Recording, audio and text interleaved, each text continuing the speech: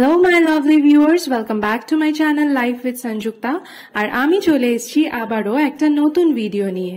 ভীষণ রকম গরমের পর ফাইনালি কলকাতায় একটু স্বস্তির নিঃশ্বাস ফেলা যাচ্ছে। আর এত সুন্দর একটা মেঘলা ওয়েদারের সুযোগ নিয়ে আমরাও ডিসাইড করলাম একটু ঘুরে বেড়ানোর।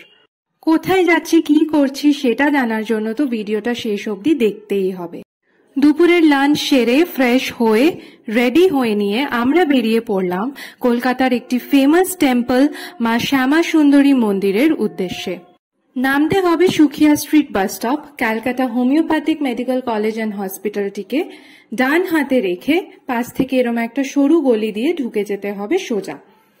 সোজা ঢুকলেই তোমরা দেখতে পাবে সেখানে পুজোর বিভিন্ন সামগ্রী বিক্রি হচ্ছে।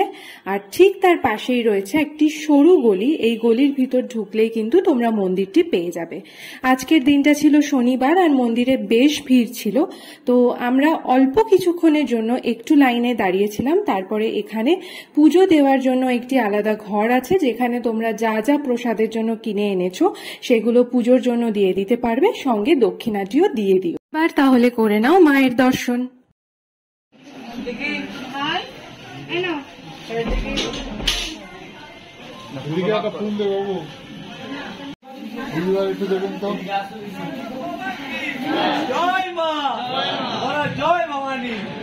আজ দিনটি শনিবার হওয়ার কারণে মন্দিরে বেশ ভিড় ছিল, তবে মায়ের দর্শন খুব ভালোভাবেই আমরা করেছি।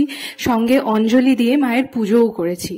এই মন্দিরের কথা তোমরা অনেকেই শুনেছ, তাই সেই বিষয়ে আমি আর বেশি কিছু বলে সময় নষ্ট করব না।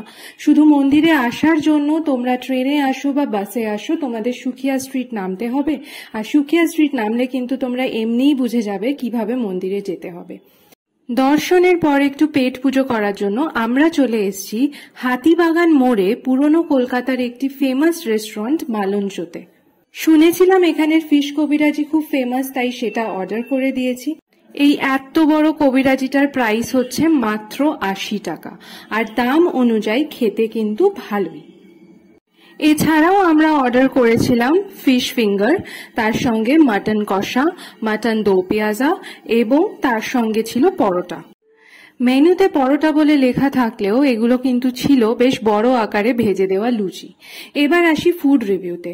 এখানে যে ফিশ ফিঙ্গারটা দেখছো, এটা আমার ভীষণ পছন্দ হয়েছে। তোমরা এসে কিন্তু অবশ্যই ট্রাই করো। এই 6 পিস ফিশ ফিঙ্গার নিয়েছিল অনলি 160 রুপিস।